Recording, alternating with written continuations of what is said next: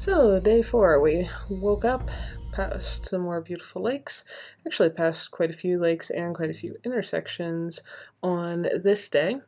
Went up one pass, had a beautiful view, went down into a little kind of high valley, went up another pass. You can see the trail way down below there, passed some more lakes and more signs. We're getting a little lower in elevation, so it was smokier again. Some more beautiful lakes. I think the little islands in the middle are just gorgeous. It's looking out toward the valley again, where you can see lots more smoke.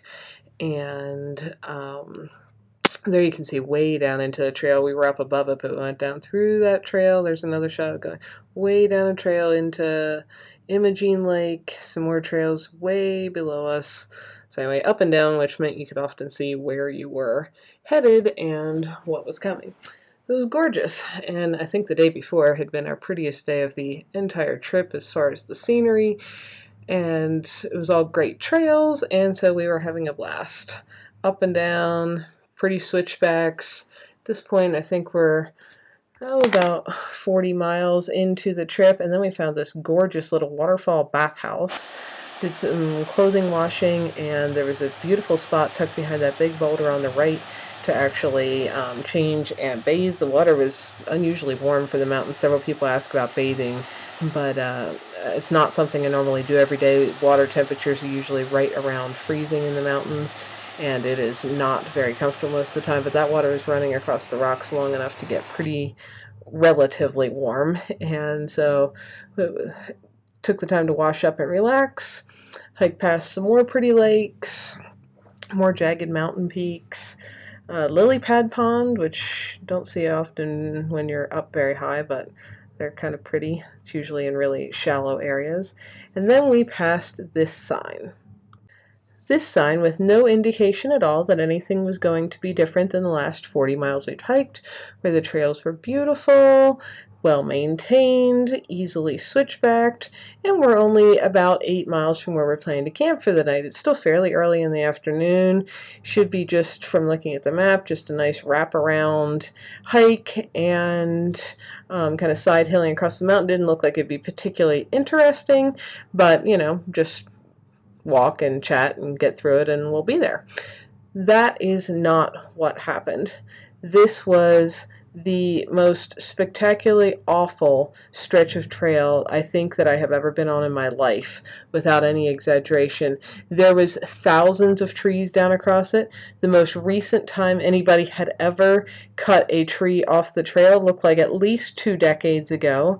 There was just tree trunks everywhere. That's the middle of the trail. Beth's already crawled through that jungle. Here again you can see that's one of the more less rotted logs that we saw on the entire trip through that stretch that had been cut, so that gives you an idea if you've ever seen how fast things rot in the mountains here, which is not very fast at all because the air is so dry. You know that was cut a long time ago. So nobody cleared that trail at all, and instead of wrapping around, we were going from an elevation about 1,000 feet above where we're going to camp down to where we're going to camp. That should generally be downhill. Across 8 miles, that 1,000 feet of elevation loss should be pretty mild. Instead, the trail went straight up, straight down, straight up, straight down, straight up, straight down, and had I realized that it was going to be in that horrible of condition, we would have just gone off trail from the start, or never planned to be on that stretch of trail in the first place.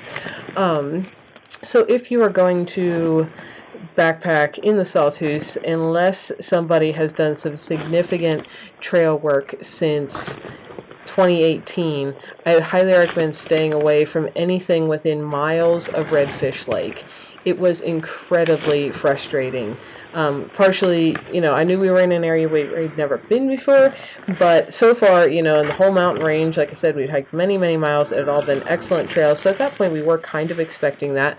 And to go from that, with no warning and a nice new maintained sign, to the trail basically not really existing. It was like a goat track up and down, and there was only a couple other sets of footprints on it, and the old cut logs those were the only indication that we were actually where the trail was.